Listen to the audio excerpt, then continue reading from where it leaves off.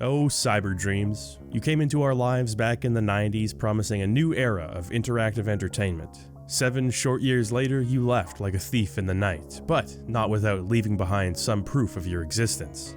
If there's one game for which developer and publisher Cyber Dreams is remembered most fondly, it would probably be I Have No Mouth and I Must Scream. It was a video game adaptation of a short story by the same name. The story, written by Harlan Ellison, is dark, cerebral, and on its face it doesn't seem particularly fit for video game adaptation. Nonetheless, Cyber Dreams took on the challenge. The game wasn't a big seller, but it's gone down in history as one of the great point-and-click horror adventure games. Its themes have only become more relevant. The implications of its story and multiple endings are more chilling now than ever before. If nothing else, the game serves as proof that Cyber Dreams was capable of creating a mature, thought-provoking, and uniquely horrifying experience. Before I Have No Mouth and I Must Scream, there was another point-and-click horror game from Cyber Dreams. An original story whose critical praise was not as unanimous, and who has developed a very different posthumous reputation. The game is Dark Seed. I was introduced to Dark Seed back in 2006 when Game Trailers made a list of the top 10 scariest games of all time.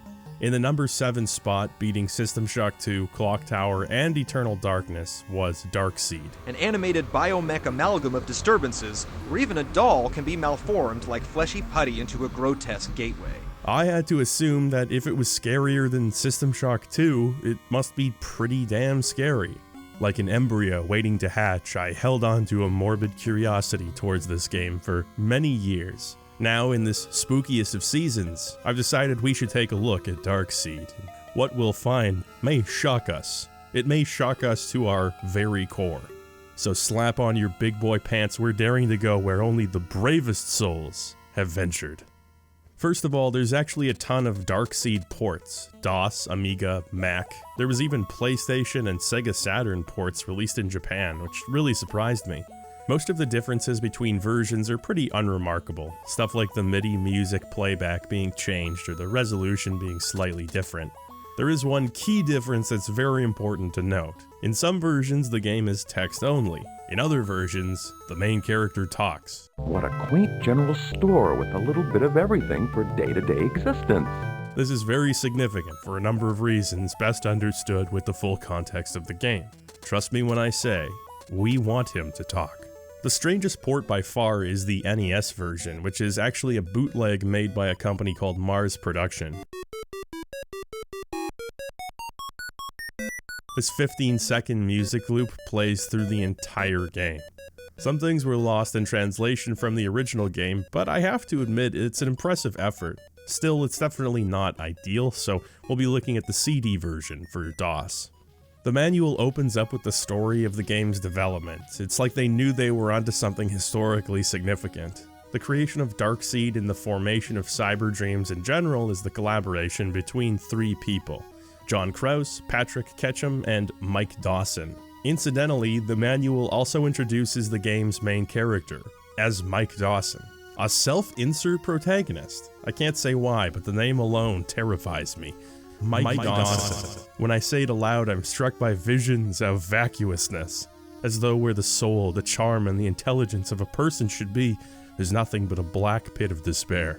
Oh well, I'm sure it's nothing. As it turns out, Mike's name was originally used as a placeholder on their design document, but they just decided to make him the protagonist in the end. According to the manual, Mike Dawson, that is, the game's Mike Dawson, is part owner of an ad agency and also a writer. To put it bluntly, Dawson is king shit. He talks very highly of himself in the manual, which is extra funny considering he's modeled and named after the developer.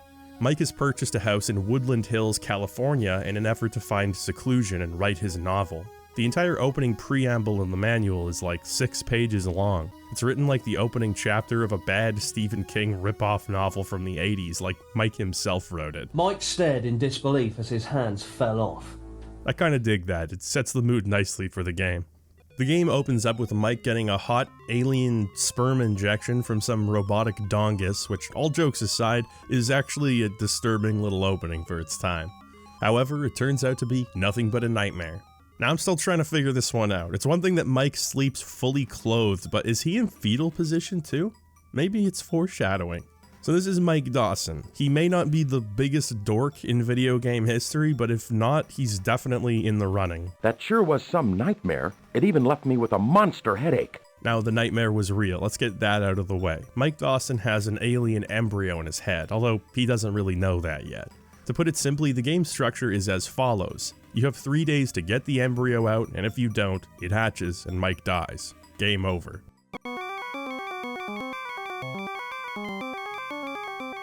At the beginning of each day, Mike starts incessantly complaining about headaches until you take aspirin. He does not stop complaining. My head is killing me. My head feels like it's going to explode.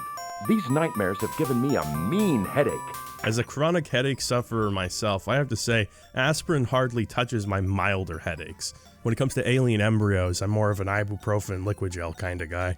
After taking a shower fully clothed in jeans and a corduroy suit jacket, you can wander around the house and get a feel for the game. Point-and-click games are very popular on PCs at this time. LucasArts and Sierra cornered that market with games like Indiana Jones and the Fate of Atlantis, King's Quest, and Monkey Island all coming out around the same time as Darkseid. On the surface, the game plays quite similarly to those titles. You know the shtick, you can investigate objects, pick up items, and engage in dialogue when the opportunity arises. What separates Darkseid from most of its contemporaries is the persistent timer.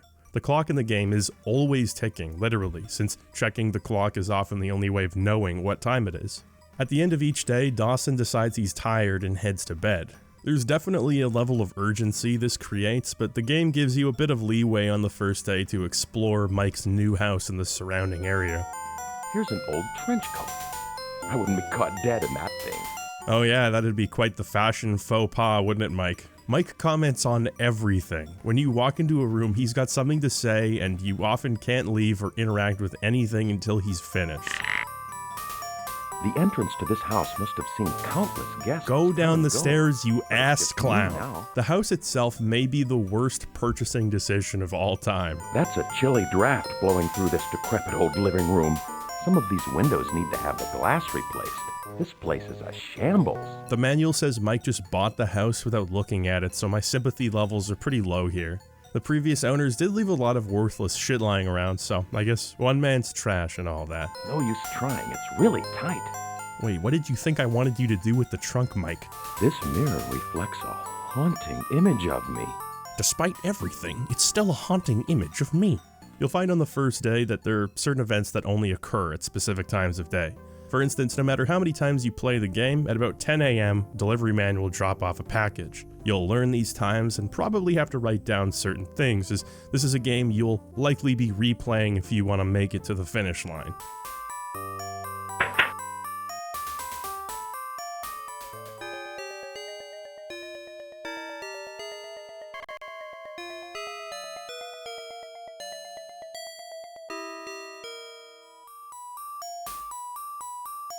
Wait, this is one of the few times you should have something to say, Mike.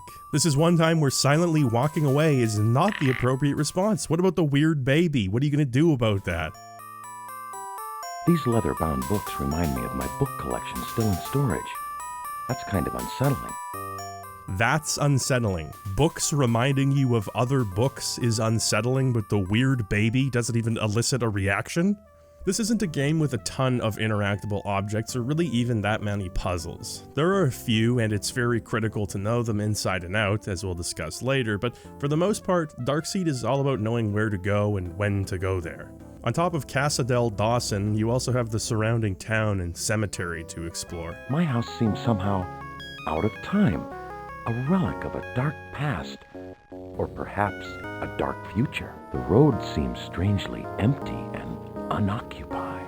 This is the inside of a police station. Boy, Mike, you just have an opinion about everything, don't you? Mike comes across as a bit of a verbose dunce, which is a non-stop source of amusement for me. His descriptions are just ridiculous, but the fact that he's a writer kind of makes all the purple prose make sense. An old library, a venerable repository of knowledge. I don't know, kind of becomes endearing after a while. The town, and really the game in general, is quite small. You're not meant to go on rollicking adventures so much as you're supposed to become intimately familiar with your surroundings. Wait, Mike, did you just take a gun from the police station? I thought he would look at it, not take it. The countertop feels very smooth. Mike, you can't just walk into a store and start rubbing the countertops in silence. I'm sorry, Mr. Dawson, but you'll have to pay for that.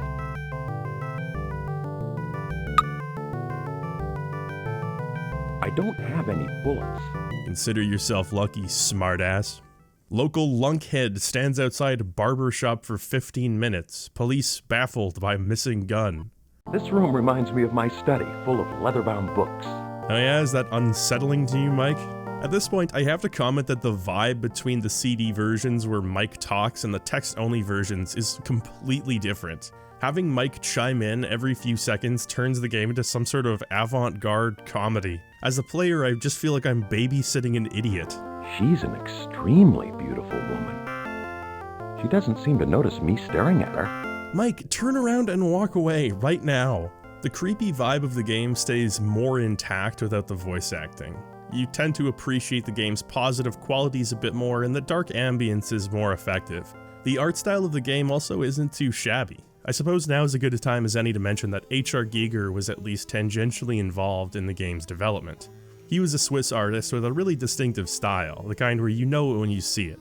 He did designs for the movie Alien, as well as the mic stand that Jonathan Davis from Korn uses. The manual talks at length about closing the deal with Giger, which makes it sound like he was an active member of the development team, but that's not the case. His existing artwork was licensed to be used in the game, and he provided some guidance in how it should be implemented.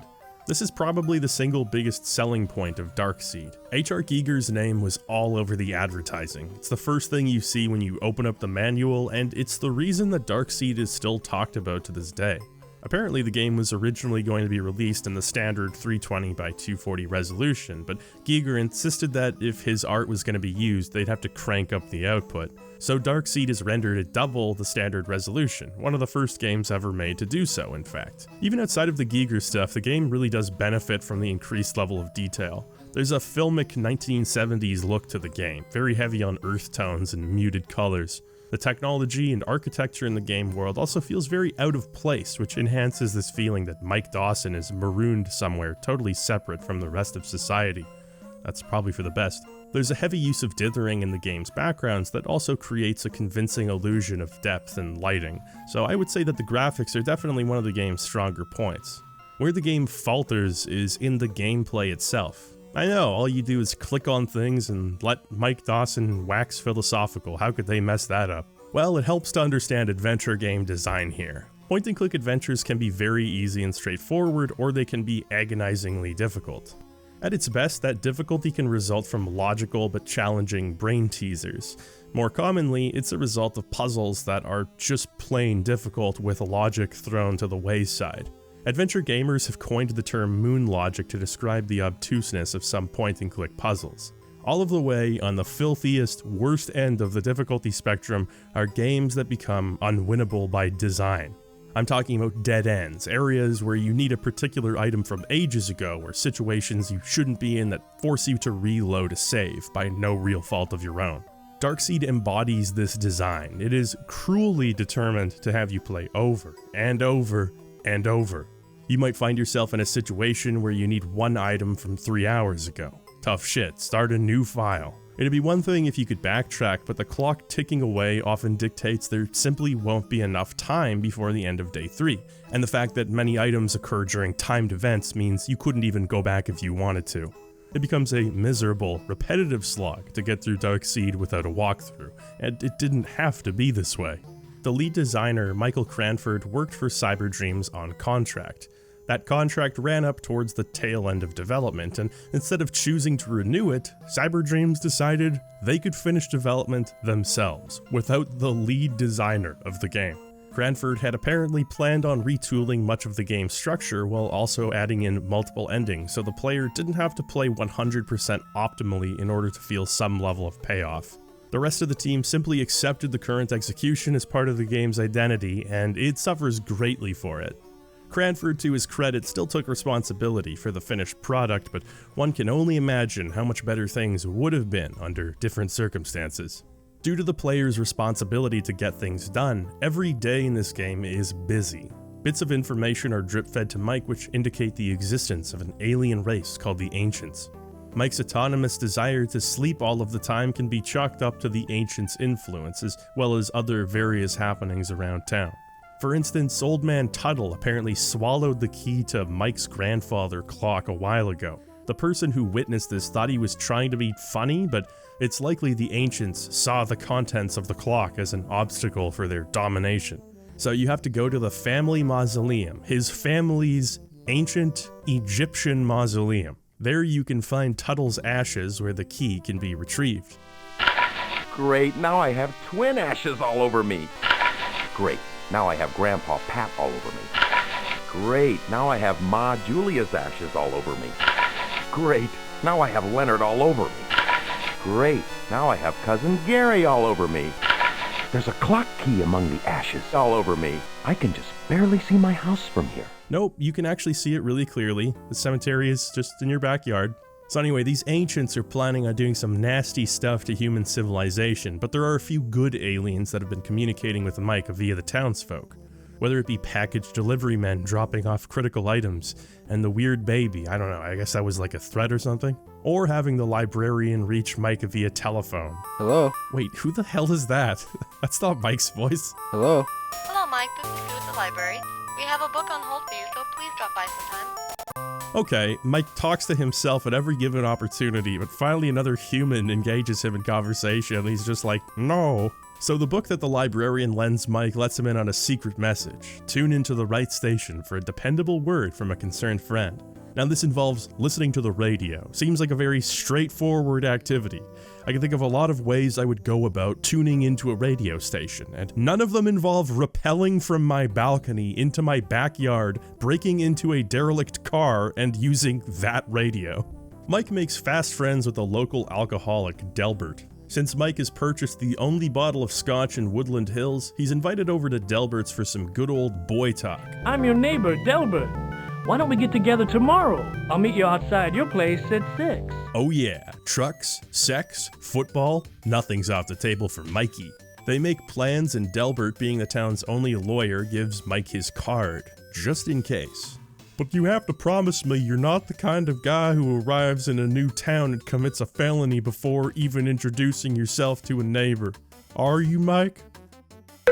Anyway, sooner or later Mike gets a real special delivery, a shard from the mirror in his living room. He slots it into the mirror, and here's where Darkseid really separates itself from the other point-and-click games. This is the Dark World, the homeland of the Ancients, and a dimension that exists in tandem with the Light World, or Normal World as they call it.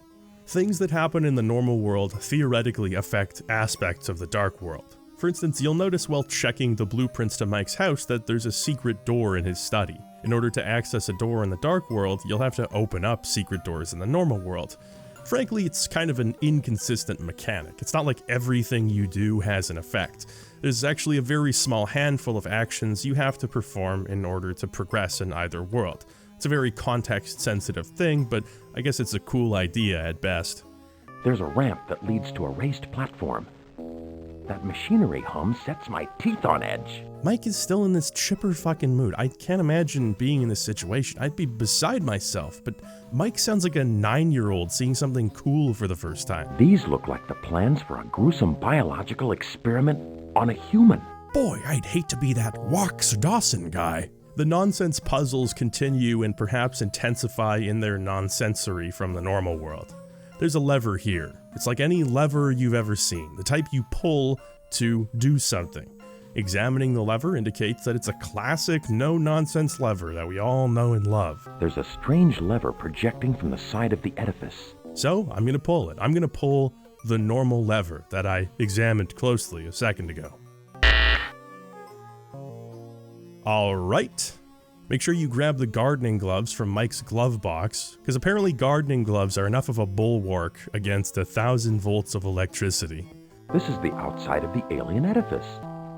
It reminds me somewhat of the front of my own house. Mike, how does this remind you of your own house? The fact that they both have doorways? His house makes him think of a dark future, and the dark future makes him think of his house. The design of the Dark World is actually pretty cool. Here's where Giger's work comes through. Now, most of these backgrounds and environmental objects are at least part of his existing artwork, and others were made by the team. I have to say, they did a respectable job of integrating his stuff into the game. Part of that is just the digitization of his artwork. It's at a sufficiently low resolution that it's easier to create some sort of mock continuation in order to fill the backgrounds and make the space feel more video gamey. It's certainly not perfect. The Keeper of the Scrolls, Mike's only alien ally, is literally just the painting Lee 2 with some very minimalistic animation applied. This type of thing is a bit immersion breaking if you're familiar with Giger's art. But overall, the monochromatic landscapes are genuinely quite eerie, and that's in spite of Mike trying his best to diminish the atmosphere at every given opportunity. Apparently, Giger was actually pretty easygoing and loved seeing his artwork in the game. I find that surprising. I guess I just assumed an artist of this caliber would be kind of eccentric and nitpicky about their work, but it's cool that he could see the potential in computer games back then. Supposedly, he greeted the development team at his dark house in Switzerland wearing like a black robe and presented the team with cookies and tea while they discussed the game. He also faxed over a card covered in bunnies and cake for one of the developers' birthdays. I look at this face and I see a very troubled individual, so I guess it's just kind of nice to hear that he's got a bit of a sense of humor. At a certain point, a police officer shows up and places Mike Dawson under arrest. You're under arrest, Mr. Dawson. Come with me. Honestly, I'm all for it. He doesn't state the charges or read Mike his rights, but I mean, this fucking guy's digging up graves, stealing guns, showering in the ashes of an entire dynasty, and overall, he's just a public nuisance. The world will be a better place if Mike is locked up.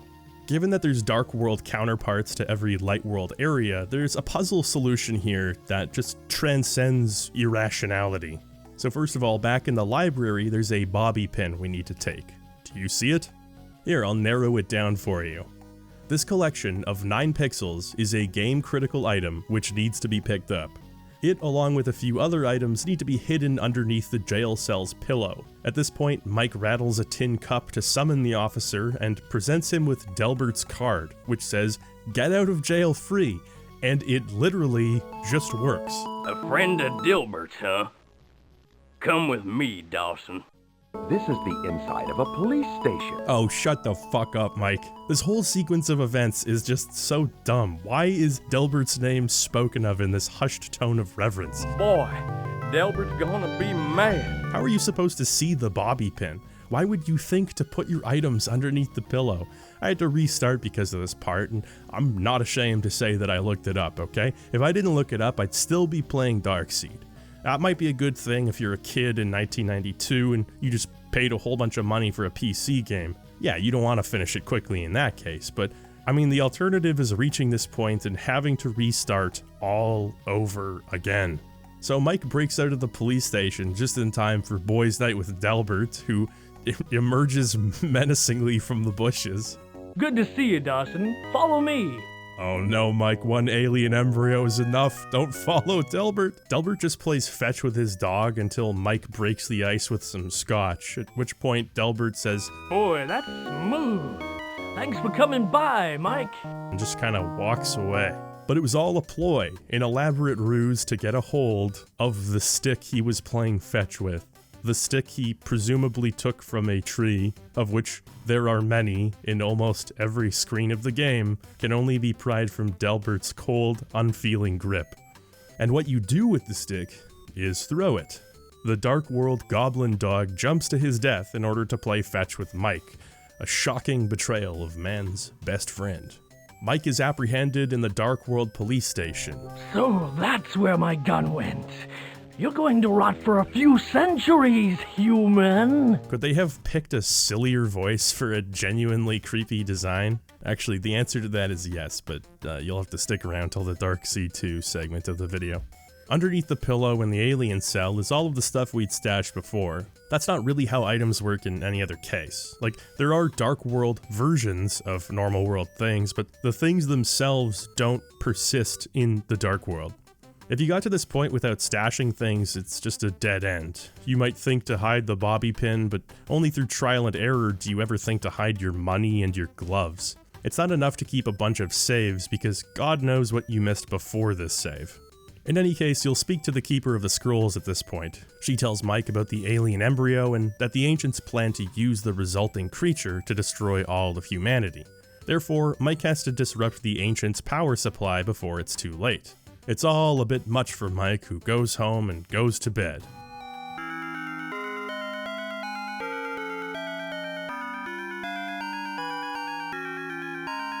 Oh my god. Someone get me out of this crazy thing. Remember, anything seen in the mirror is not real. Only the mirror itself is real. Wrong number. Mike pours the remaining scotch into his fuel tank and starts his car, which isn't how that works. Then he sits in his car and I contemplate letting him die of carbon monoxide poisoning. Finally, we return to the Dark World. The Light World car needs to be running in order to have the ancient spaceship powered up. Millions of volts race through your body. The embryo dies, but so do you. Mike dies, the alien embryo dies. It's a happy ending. The reason you need to stash the gardening gloves is so Mike can survive the electricity.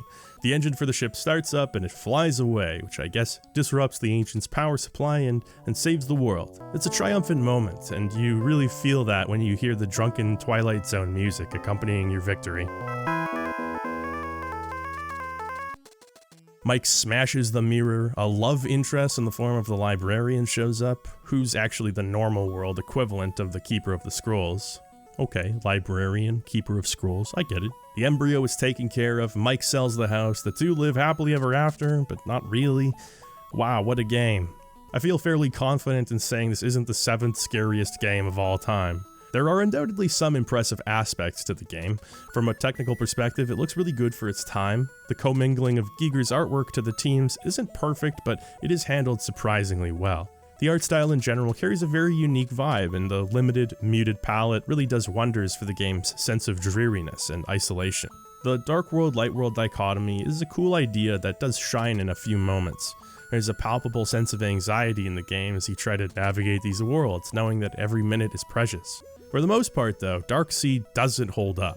I find it very strange to see how many lists of great horror games it's landed on. I feel most people who profess love for Darkseid love the idea of Darkseid more than they love the actual game itself.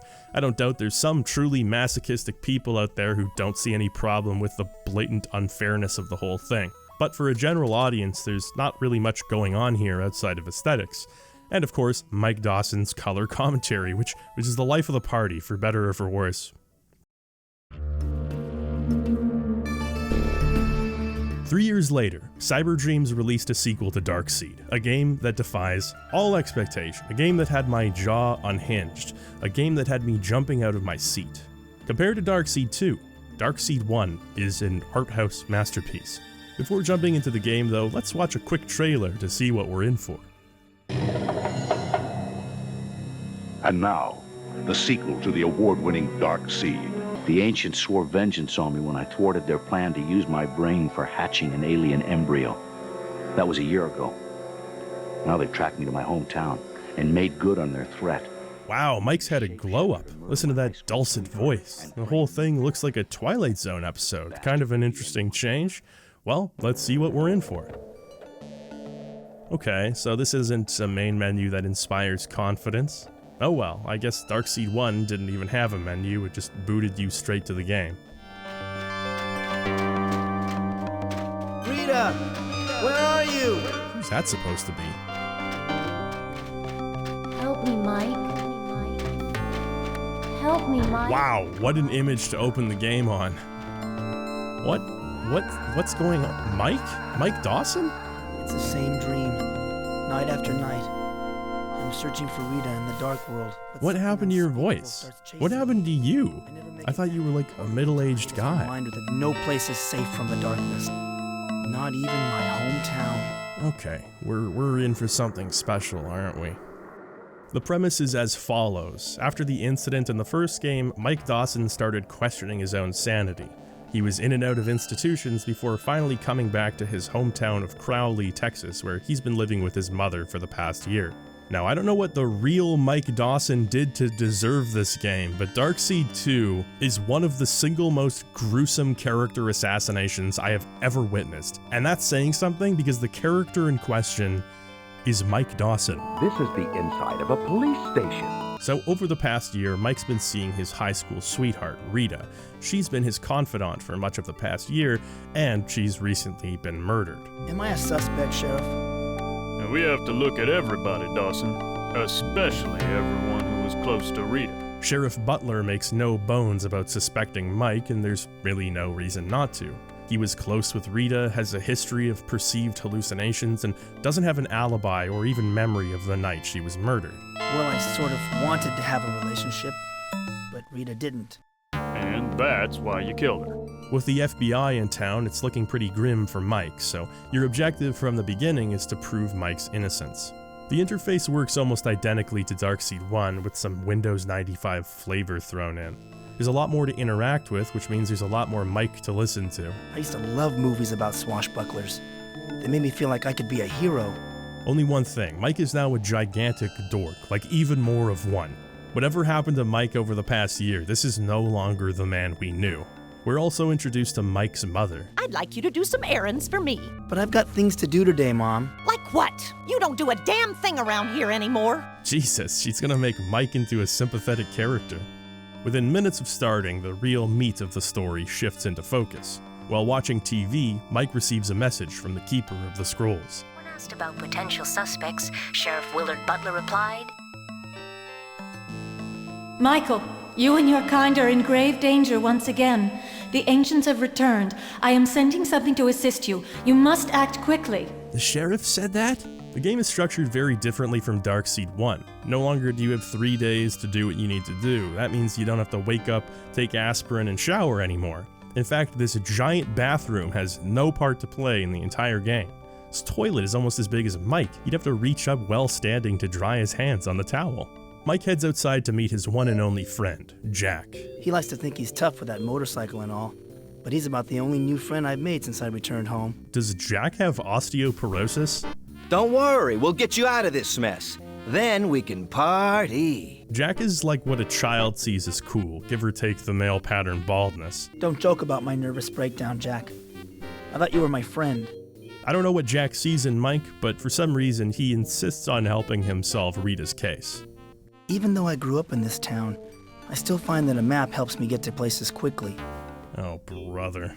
Rather than having the town be a few connected screens, Darkseid 2's locations are joined via map. It's not unlike Harvester in that way, if you've seen my video on it. There's no clock ticking down, and thus no way to reach a dead end after 5 hours of playing, which is a welcome change. There are still fail states you can reach, but the game will usually gate your story progress until you've spoken to the right people or have the right item. Even if you don't, it's often just a matter of going back to earlier areas and finding it. You may have noticed some strong visual differences from Darkseid 1. The second game uses real-life actors that have been digitized as well as pre-rendered backgrounds. This was pretty common to see in computer games at the time, and I've expressed my semi-ironic love of this style. It often does look very silly, and it's aged itself more than many alternatives, but there is an uncanniness to it that I appreciate. It's a mixture of nostalgia for a bygone time and just an overall feeling of weirdness. I don't hate the way Darkseid 2 looks at all, even though Darkseid 1 has probably aged better in a more objective sense. At this point, you're given carte blanche to wander around town. Mike suffers from headaches again in this game, but to get rid of them, he has to visit his psychiatrist, who isn't in yet. You can introduce yourself to some of the townsfolk, one of whom is a hardware store owner named Paul Cooper. Because of the perspective, Mike always looks like such a manlet in these frames. Hi, Mr. Cooper. I'm Mike Dawson. Remember me? Sure, Mike. I remember you. Anyway, something ain't right in Texas with Mr. Cooper. He just stands there, watering the lawn day in and day out. Then there's Hank at the old diner. Funny, no one ever called it Hank's. It was always the diner. Why is that funny, Mike? That's a normal thing that anyone in any town would do. Rita was a real pretty girl. I remember you two sipping your sodas and holding hands under the table when you were kids. So it seems that Mike and Rita were quite the item, and her death has hit him pretty hard. Here's the rare compliment I'll offer Darkseid 2. The game actually handles Mike's depression pretty tactfully. He has trouble waking up in the morning, he talks about not having energy to shower, music doesn't really sound good to him anymore. His mother clearly cares about him, but she's an older woman. doesn't really understand his problems, and is ultimately very frustrated by his lack of chutzpah. Thanks for taking care of me this past year. I love you, Mike. I just want you to get well again. It's a reasonably good portrait of a man going through a dark time, and the loneliness of Crowley really helps sell that. You almost begin to feel some pity for Mike, but then he goes and has interactions like this. What other murder? Old man Ramirez. He died in a fire a few weeks back and left his wife a very rich widow. Funny how Rita died so close to his house. I don't see anything funny about Rita's death. Relax, Mike. It's just a figure of speech. Mike learns that Rita may have had a fling with a married man, a man who was later murdered. He finds this completely shocking, so shocking that he stands up and leaves immediately. I need some fresh air. You don't look well, Mike. Why don't you go out for a walk? Nice day for it. I think I'll just do that, Hank. See you later. Take care, Mike.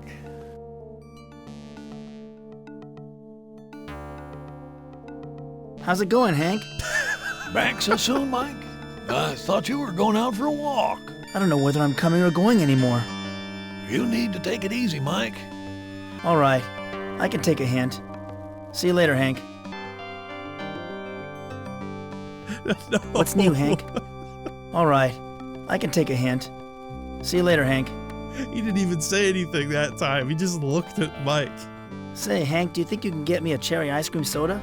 Well, Mike, I have a gun behind the counter. Next door to the diner is the pool hall where two of Mike's high school friends hang out, neither of whom really care for Mike anymore. What do you want, doofus? The first is Jimmy Gardner, who'd supposedly been spending time with Rita shortly before her death. What were you doing around Rita's house the night of the murder? Who told you that? You're a real tough guy now, aren't you, Jimmy? Why were you at Rita's house? How about a game of pool? Mike, good cop, bad cop only works when you're not both. Why does Mike look like casual Friday Hitler? What happened to his mustache? We were friends in high school. Why are you so angry with me now? You just tacitly accused them of murder, you idiot. With Jimmy is Melissa Fleming, another high school friend of Mike and Rita's. She's married to the mayor, but spends her days chain smoking in the pool hall with Jimmy. When did you take up smoking? Don't you know it's bad for your health? Yeah. Well, there's lots of things that are bad for your health. Do you think you can get me a cherry ice cream soda? Whatever her relationship to Rita was, she doesn't seem overly concerned about the murder. The mayor campaigned on how he was going to rid our streets of the homeless, but I guess they just got driven into sheds like this. Another evil that's been hidden but still exists. Damn, that's some cutting social commentary, Mike. Anyway, time to invade this poor homeless person's living space. This is the most bizarre collection of junk I've ever seen. What, not enough Musketeer posters for you? I found an old coat hanger. This might be useful.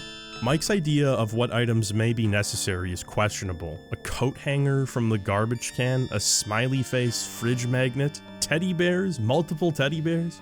Let's head over to the civic section of Crowley. We used to joke about the sheriff's office, courthouse, and morgue all being next door to each other. First they tie 'em, then they try 'em, then they fry 'em. You know what? That's dangerously close to being a witty little saying. You can find the police station and Sheriff Butler here. You know, Dawson, sooner or later you're gonna make a mistake, and then I'm gonna lock you up for the rest of your natural life. I always thought of myself as a liberal, but the thought of only the police having firearms frightens me. Yeah, I always thought of you as a liberal too, Dawson, but on your criminal record it says you stole a gun from a police station in California. You're damn lucky you know Delbert, or I'd have you in this cell so fast your head would spin. Mike decides to visit the recently widowed Mrs. Ramirez, whose gothic mansion is dressed up in crosses and angels. I just heard about how Mr. Ramirez died. I want to express my condolences. It was a terrible tragedy. Her husband died in a fire under mysterious circumstances. I've heard rumors that the fire your husband died in was, intentionally set. Mike, you can't just say that. Good day! Do you think you can get me a cherry ice cream soda? Mike then takes a leisurely stroll past the site of Rita's murder. I suppose she died in some sort of power stance. Hiding in the bushes is lovable Slim. You're Mr. Dawson, aren't you? The one they think murdered Rita Scanlon? Why are you wearing that getup? Let's hold on a second, Mike. There's no grounds really for you to be talking about other people's fashion sense. Slim is the only person in town who might match Mike in terms of both paranoid delusions and general obnoxiousness, and Mike finds great comfort in that. You don't think that's strange, do you? Hearing voices in your head? No, I don't think that's strange at all. I've been hearing voices myself. The uniform came out of a catalog. Slim lives in the ramshackle building behind the pool hall and offers insights on the Kennedy assassination whenever possible. Mike, whose headache is now unbearable, finds that his psychiatrist, Dr. Sims, is in. Make yourself comfortable, Mike. I've been expecting you. I have an awful headache, Doctor. Have you been taking your medicine? I'm feeling much better, Doctor. I don't think I need to see you anymore. I'm getting mixed messages, Mike. Mike has been open and honest regarding his struggles with the dark world, and Sims predictably just sees Mike as a nutcase. With Mike's medication no longer working, Sims suggests hypnosis. Always busy doing stuff for the library. You never have any time to spend alone with me anymore. Why can't it be like it was when we were in high school? You're drunk. I'll see you later. I have a friend to see. Fine. Just walk away. I hope the boogeyman gets you. Good one, Mike. That'll show her. Is that you?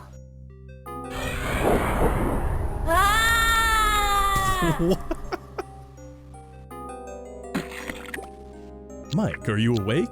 Was that a nocturnal emission? Gotta go, bye! Sims believes the dark world is a manifestation of Mike's inner turmoil, but Mike really doesn't buy it. You know, what happened last year wasn't a hallucination. It was real. He decides to make his way to the carnival to take his mind off things. I'll bet they were just trying to build up the public's curiosity so they'll attract more customers. Keen observation, Mike. There's all that advertising agency experience coming into play. What's the most interesting things to see? What's the most interesting things to see? Mike Dawson is an advertiser who barely understands advertising and a writer who barely understands English. So why don't you just cough up a ticket and we can put it into this delightful conversation right now? You don't have to be so rude, you know. You know, it's kind of heartwarming to see everyone in Crowley hates Mike in their own unique way. The clown is ornery because he's sick and needs medication, but can't take 30 seconds to go grab it from the break room. Well, have no fear, Mike Dawson is on the case. Why is the medicine in the cooler? Why is an anvil on the cooler? Why can't Mike move the anvil? Anvils aren't that heavy. This anvil's too heavy. I can't lift it by myself. Unless your conception of reality is Roadrunner cartoons, there are many things that are much heavier than anvils. I need to get the clown's medicine, but it's trapped under an anvil. Can you help? Mike, you can't ask the conjoined twins to move the anvil for you. At least ask Gargon. Do you work here? Do you work here? I don't know, Mike. Do you think a strongman named Gargon in a caveman costume lifting weights in front of a giant sign that says Gargon works at the circus? Oh, Mike, you dimwit. Mr. Gargon, won't you please lift that anvil so that I can get the clown's medicine? No! As it turns out, Gargon is going through a bit of a depressive funk himself. He's not really up to helping people, which leaves Mike and the clown high and dry. I feel sorry for Gargon. After a day of nothing accomplished, Mike meets up with Jack to commiserate. I told you not to trust him. Now we gotta prove someone else killed her. Jack basically acts as an end of this segment type character. You talk to people, collect information, and Jack acts as a way for Mike to sort through all of the suspects and make sense of your current clues. He also has some information of his own to offer, like the town's medical examiner, Larson, possibly having a fling with Rita. He used to have Rita personally deliver medical textbooks from the library, you know. Heading over to the morgue, this is one of the few instances of a puzzle in Darkseid 2, or something sort of close to a puzzle anyway. You have to knock on Larson's window and find a way to get him to slam his fist down and open the door to the back room. I think you murdered Rita. That's what I think. Dawson, you're pathetic. Good work, Ace. In the back room, Mike finds Rita's body, which is, strangely enough, one of the few things that doesn't seem to faze him all that much. Oh my God, that's Rita. Her head's been cut off. He also finds Larson's little black book, which contains Rita's name and number. Now that bothers him. This is full of women's names and telephone numbers. Oh my god, he gave Rita a 4-star rating. Why, that dirty old man. After much meandering and consulting a fortune teller, Mike is convinced that Rita's murder had something to do with the Dark World. He's directed to the carnival's Hall of Mirrors. It's just a very annoying maze. It's deliberately hard to tell what's a mirror and what's a passage to the next area, but at the same time, I kinda savor this because it's the closest thing to gameplay you really get in Darkseid 2. Eventually, you'll find a passage to the Dark World where you're greeted by a new character called the Keeper of the Light. Nope, that sound effect can't be real. I did not just hear that sound effect in the game. Nice of them to establish the Dark World's atmosphere so effectively. The game expands on the nature of the Dark World a little bit. As it turns out, it's not an inherently evil place, but it's become ruled over by the Ancients. They're a race of intergalactic space parasites who suck worlds dry of life and then move on to the next one. The Keeper of the Light lays it all out. The exact same thing from the previous game is happening again. You must hurry, or billions will die on both sides of the portal. The Ancients are using a power generator to siphon energy from the Light World, and for some reason, Mike Dawson is deemed fit to stop it. In order to do so, Mike will need the power of the light, the scroll, and the sword, whatever that means. You get to go through the mirror maze again for some ungodly reason, and then you're more or less given free reign to walk around the Dark World. As before, Cyberdreams licensed art from H.R. Giger. The difference here is quite significant though. To begin with, because Darkseid 2 aims for photorealism, there's a much more noticeable dichotomy between game art and actual Giger art. The first game blended them pretty well under the circumstances, but here it feels very slipshod. The animation in Darkseid 1 was nothing to write home about, and it's even worse here. It looks like they just stretched Giger's paintings in image editing programs and then cross-faded between those images to animate. It looks really shabby. We'll talk about this a little bit more real soon. What's interesting is that the screens where it's clearly just Cyberdreams' own assets don't look too bad. There's a sense of impending danger thanks to all of the metal catwalks, and it feels dark and industrial. The scene of Rita's head hooked up to the Ancient's power generator is legitimately somewhat creepy.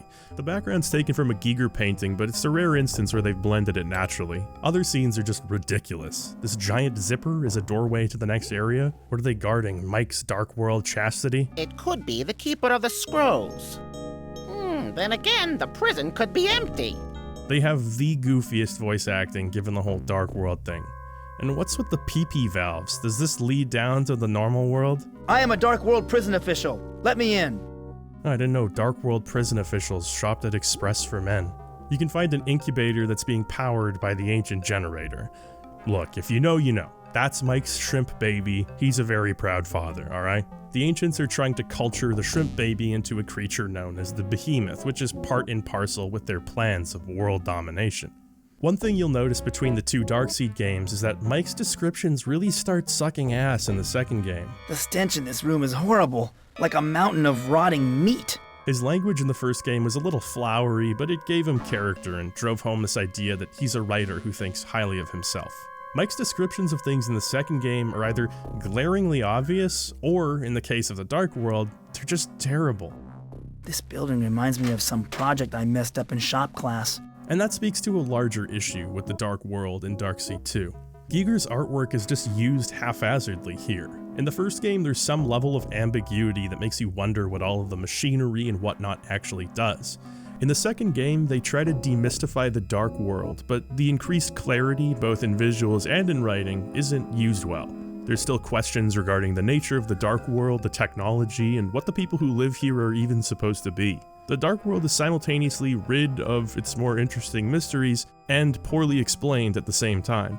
It really hammers home the fact that this art wasn't tailor-made for the game, but retrofit over top of it. Like a fake hood scoop on your mom's Accord, the charade falls apart under even the slightest scrutiny. When Mike tries to describe his surroundings, it's played for gross out or shock value 90% of the time, and it feels so inauthentic. Those tubes look like they're filled with a sickening blend of blood and pus. In the case of a game like Harvester, the constant gross out aspect of the game actually makes sense.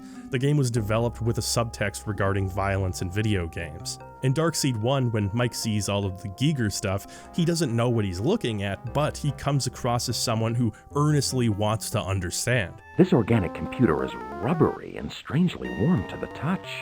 Mike in Darkseid 2 comes across as someone who hastily looked at Giger's artwork and said, "Ooh, yucky!" That's just how he describes all of it. It's surface level, doesn't offer any insight into the world, doesn't tell us anything about Mike, and it doesn't identify the player's curiosity toward the world as well. It comes across as a constant barrage of trite observations and a huge wasted opportunity for a team of writers to creatively interpret Giger's artwork. What a hideous mechanism.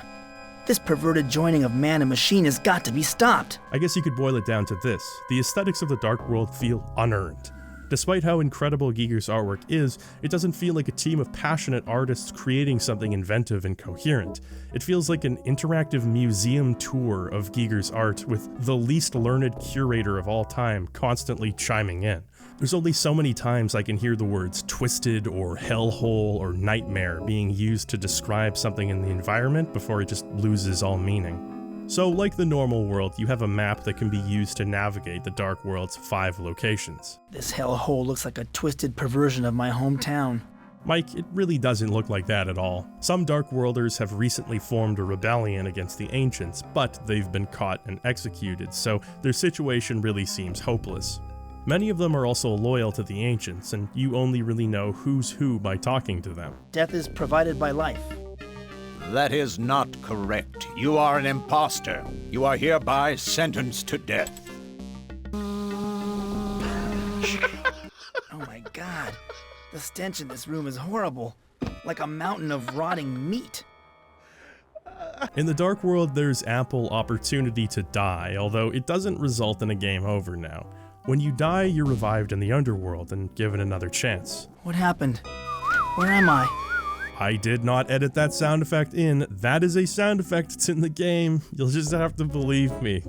How do I get out of this hellhole? Climb the staircase.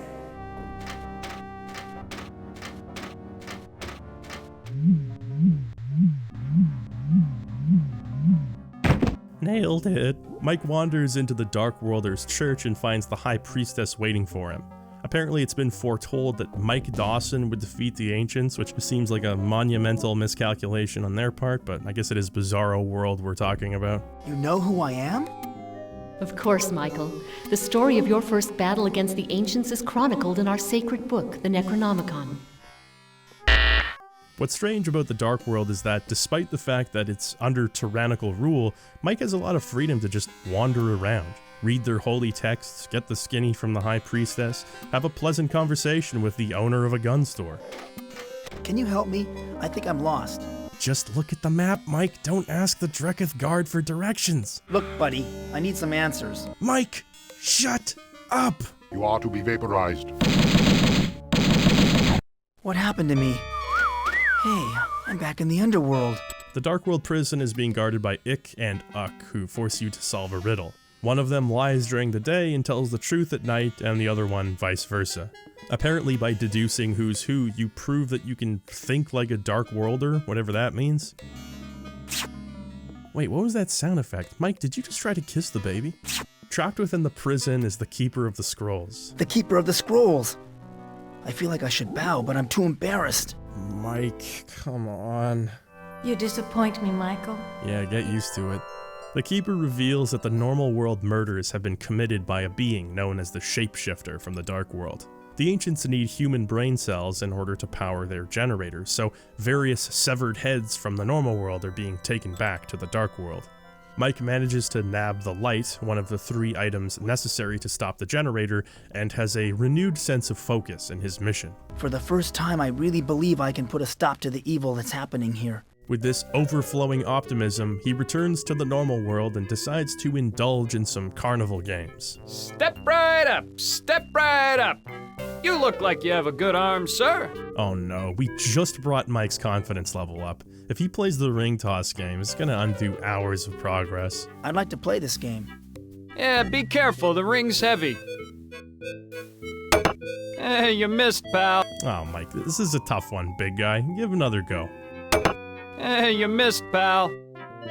I'd like to play this game. Well, you know, 3 times the charm. How about that?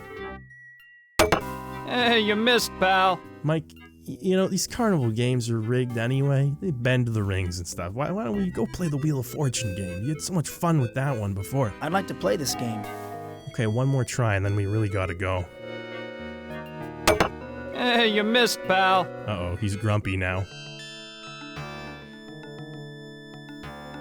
Hi, Mom. My life is a living hell. Darkseid 2 is very obviously inspired by Twin Peaks. Small-town murder mystery, weird dark world, greasers that have cool bluesy theme songs, FBI and local sheriff at odds. It really does go on.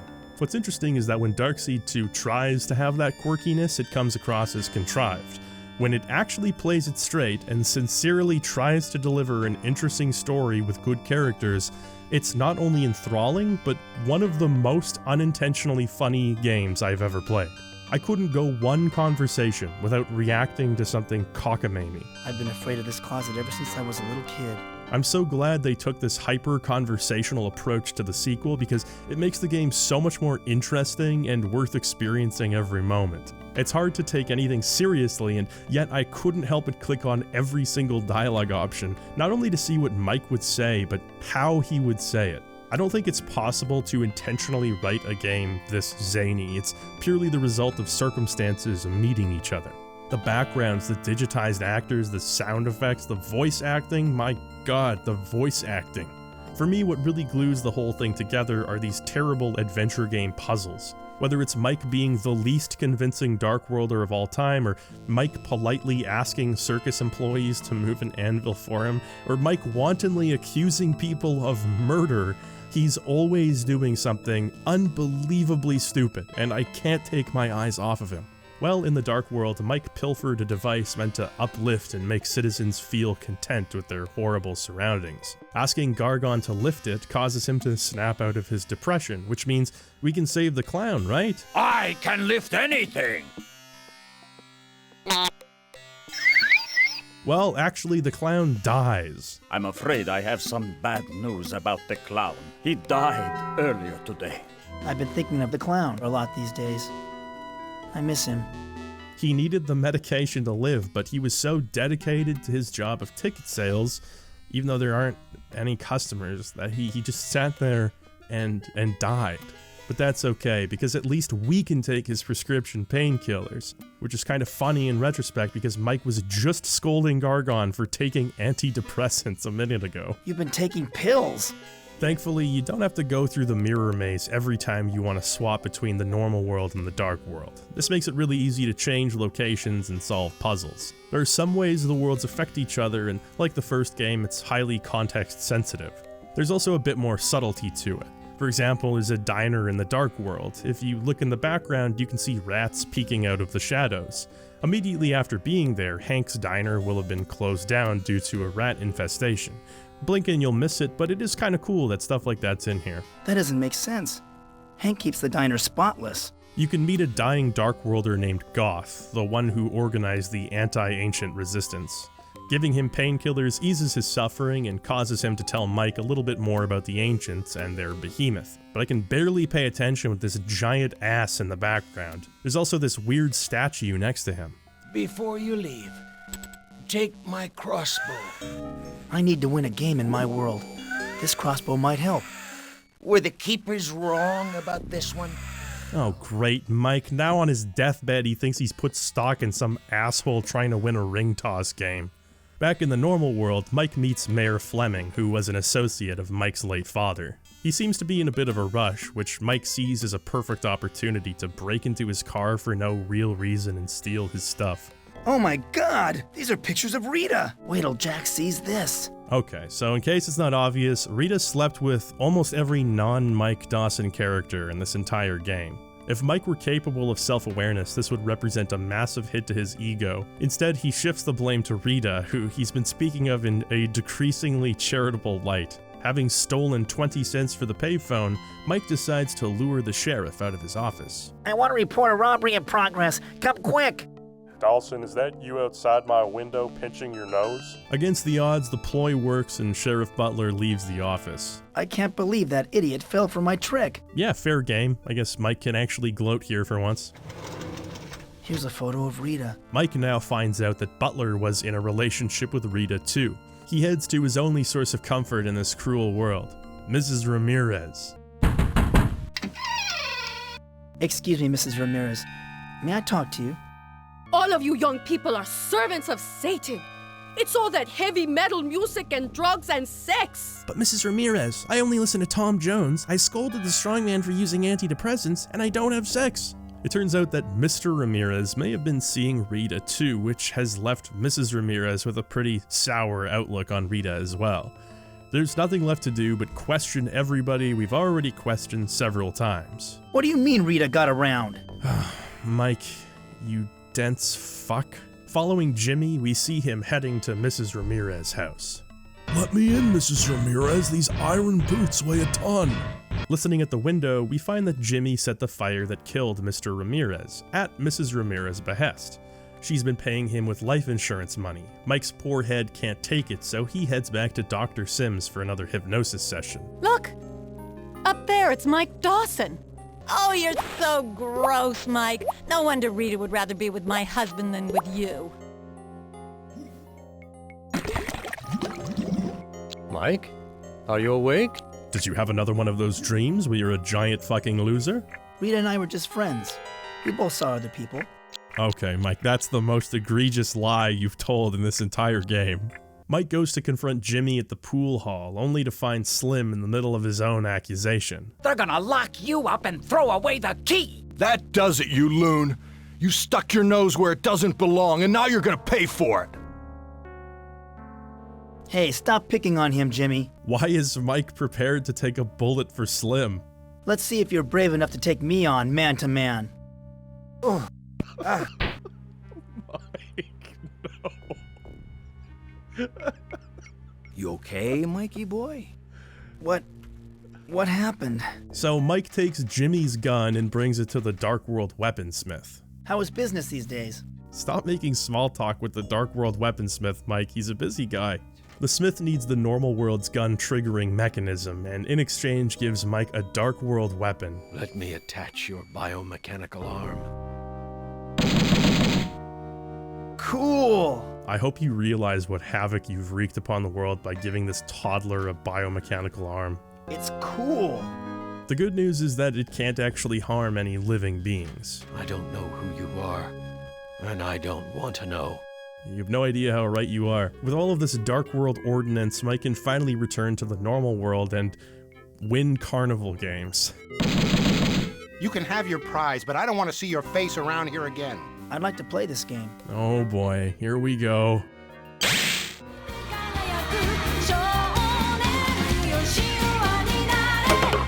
Bullseye, a winner! You did it. You son of a bitch, you really did it. And all it took was a magnetized crossbow to help you win. It seems like a lot of effort to go through for teddy bears, but Mike Dawson's got big plans, so stay tuned. With yet another headache, he goes back to Sims to be hypnotized again. Are you jealous of the relationship he enjoyed with Rita? It's not that. I told you before I wasn't jealous of Rita. Wait, jealous of Rita? Jealous for Rita, I said. While being hypnotized, he has another nightmare. This time, Paul Cooper from the hardware store runs a mock game show. It's your lucky day, Mike. Mike hears from each of the town's murder victims, including the newly killed Mayor Fleming and Doc Larson, both of whom were romantically involved with Rita. Thanks to his dream, Mike now suspects Paul of being the shapeshifter. Before he can act on it, he's confronted by an FBI agent. She was doing the nasty with Doc Larson, but nothing for poor Mike. Makes you mad enough to kill, doesn't it? Jesus, Mike, no! Oh no! I think I'm really in trouble. I need to talk to Jack. Wait, why did they badly splice that line? I need to talk to Jack. Anyway, we go to talk to Jack, which is pretty hilarious. There's just an unconscious FBI agent outside the doctor's office while Mike has this heart-to-heart with Jack on the veranda. You'll notice that for every person Mike finds out slept with Rita, he sees her life as less and less intrinsically valuable, to the point now where he actually thinks she sort of deserved to die. Maybe Mrs. Ramirez was right. Maybe Rita got what she deserved. With Mike seeing dreams as leads, even Jack thinks Mike is too far gone. But that doesn't stop Mike from following up on his suspicion of Paul Cooper. The only problem is that as long as he's there, watering his lawn, we can't dig up any evidence on him. If only we could close the water valve, but Mike, he's just not strong enough. The faucet's stuck. I can't turn it off with my bare hands. I need to turn off the faucet. Can you help? So he heads back to the dark world where his teddy bears transform into power jamming devices or something.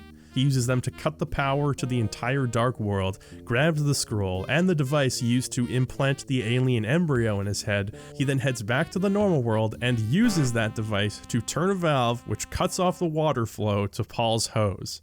Then he sneaks into Paul's house, unaware that for normal human beings it takes about 11 seconds to turn a valve.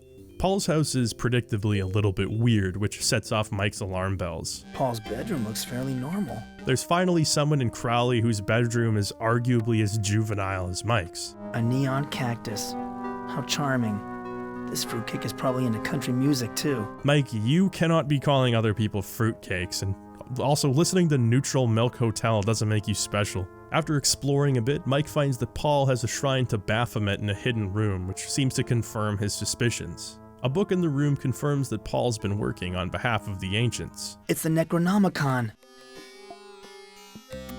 Keep your unclean hands off my things, Mike.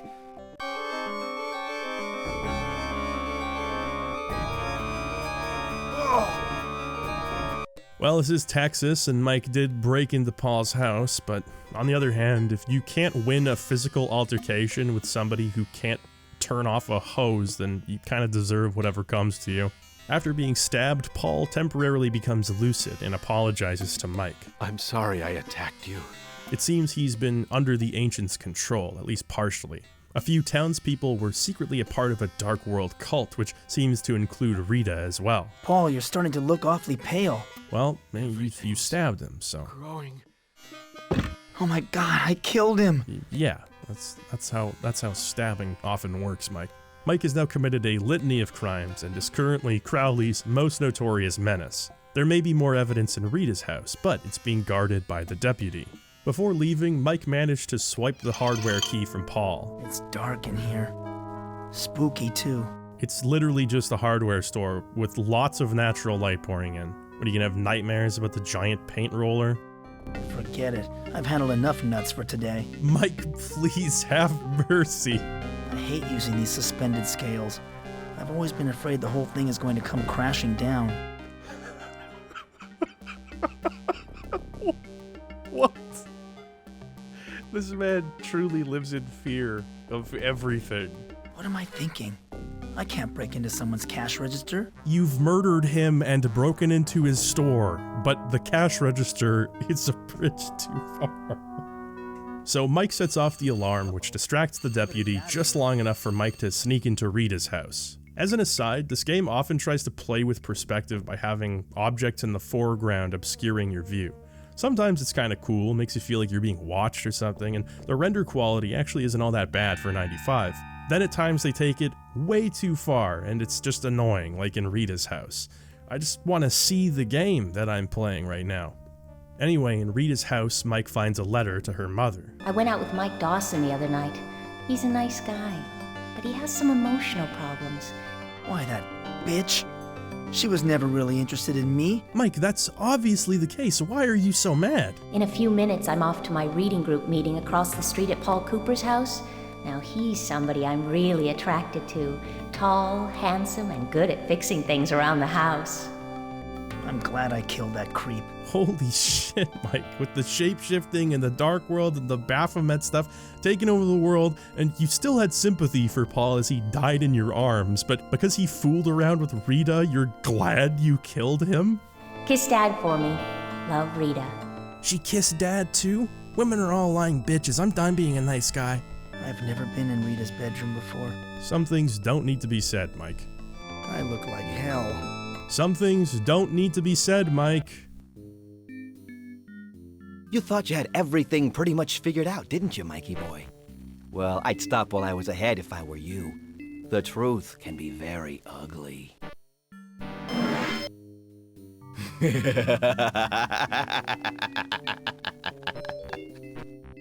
Every frame of this Mike Dawson anamorph is funny, but this one is the funniest, which really says something because it's the one that looks the most just like Mike normally looks. Mike, increasingly losing his grip on reality, heads back to the carnival to get a psychic reading from the fortune teller. He sees a memory from his childhood of his mother reassuring him that there aren't any monsters in the closet. She locks the closet door with an invisible key to placate the young Mike. It's gone. The monsters won't be able to come through the closet. I feel like such an idiot. All these years thinking my closet was locked. Who knows what's inside it? You spent 20 years believing your closet door was locked with an invisible key. You didn't try opening it even one time? This closet has been locked ever since I can remember.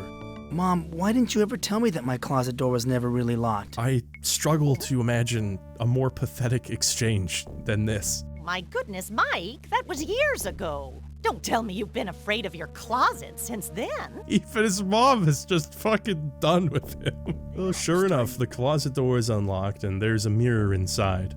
Mike steps through into his Dark World bedroom. This is a Dark World bedroom. Here, the last of the 3 items, the sword, is waiting for Mike. Strangely enough, while the bedroom has changed, the kitchen looks exactly the same. What do you know about my shoes getting bloody? Here, Mike. This will explain everything.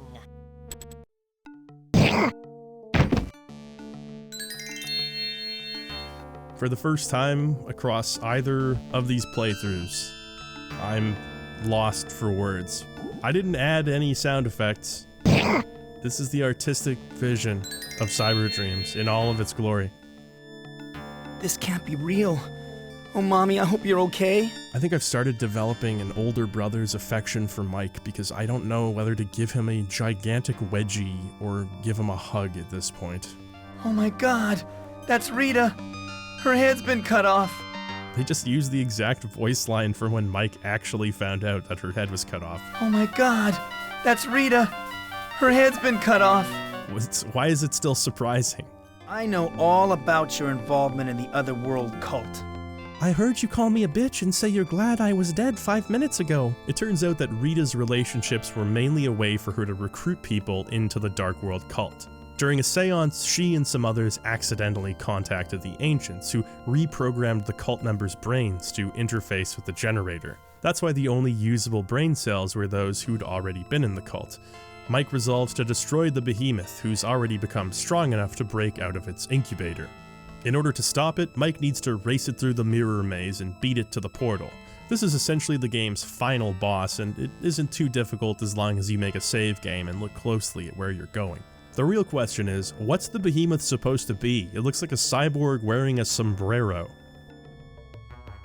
Okay, so I'm gonna go ahead and say this is not an H.R. Giger design. A worm with a human skull and a circular saw blade stuck to its head?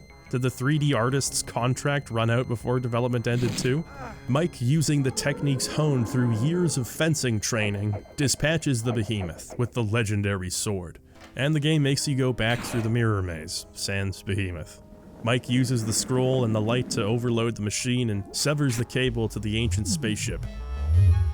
Despite his glaring incompetence, Mike has saved the day and receives customary backpats from the keeper of the scroll. You've defeated the Ancients. You have saved our people and yours. Michael.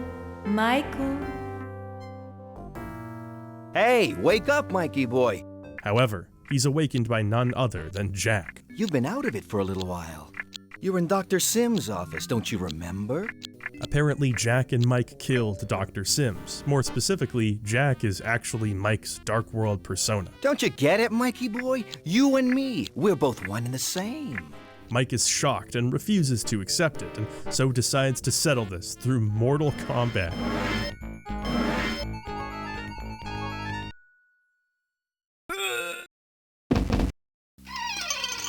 The sheriff arrives too late, for it appears as though Mike has claimed yet another victim, and then himself. Jack, however, still remains, and it seems he's got big plans to help the Ancients whenever they arrive next. See you around, pal. It's left somewhat ambiguous as to whether or not the Dark World is real at all, or whether the entire thing was the product of Mike Dawson's mind. While the latter might make sense, the idea of Mike literally interacting with Dark Worlders is so funny to me that I must insist the events of Darkseid 2 are canon. And that's a wrap on Darkseid 2. On the surface, this game plays like many point-and-click adventures of the time. The Giger licensed art may have been the game's claim to fame, but it doesn't really stand the test of time. Not the artwork itself, which is incredible, but its careless usage. In fact, the dark world in this game doesn't really add much to the experience at all. While it is funny to watch Mike Dawson stand around in the dark world, the small-town murder mystery is far and away the most interesting part, and the reasons for that aren't so simple. I guess I would describe the game as accidental kino. It's truly compelling, but not in the ways that it wants to be. Mike Dawson is on the shortlist for worst protagonist ever, but in the best possible way. He says the least appropriate things, he takes the least appropriate actions, and this incompetent bungling makes him the focal point of the whole experience. If Mike was the character from that Darkseid 2 trailer, this game wouldn't have worked. Hell, if Mike was Mike from Darkseid 1, the game wouldn't have worked. Mike Dawson in Darkseid 2 needs to be this Mike right here, this emotional, childish moron with absolutely no grip on how the world works. Needs to be the one wandering around Crowley, making accusations, and just being a nuisance. I've brought up the concept of it's so bad it's good media, and this is as close as you'll get in video game form. As a game, it doesn't hold up to scrutiny at all, but as an experience, it is ridiculous. One of the most unforgettably asinine games ever made. And so ends the saga of Darkseid. It seems producer David Mullock had plans for a third game, but Cyberdreams went out of business before they could materialize. It's just as well. I think 2 is probably the magic number in this case, and I sincerely doubt this could be topped. A lot of people see Darkseid in an unironically favorable light, but I don't necessarily feel the same way. As I've said, the entertainment value is off the charts, and in a technical sense, the game's made some impressive strides. But from just about every other measurement, what they were doing couldn't compete with any of the other adventure game heavy hitters. There's just not enough going under the hood. The puzzles aren't clever, the gimmicks aren't elaborate enough to feel special, and the first game is just ridiculously unfair. Still, they've clearly carved out a place in adventure game culture, as both those H.R. Giger games and, more recently, the Mike Dawson games. If nothing else, I can say with certainty that I'll always remember my time with Mike, and the mere mention of him will always put a smile on my face. Thank you for watching this video. Shout out to my patrons for funding these misadventures. If you're interested in bonus reviews, podcasts, and other goodies, please consider checking out my Patreon, link in the description. I've been wanting to make a video on Darkseid since I started my channel, and when I suddenly realized it was October, I dropped my other projects to get this one done. Big shoutouts to Retsupere, thank you for all the years of entertainment. I still remember seeing the Darkseid video pop up all those years ago, and I don't think I've ever clicked on a video faster.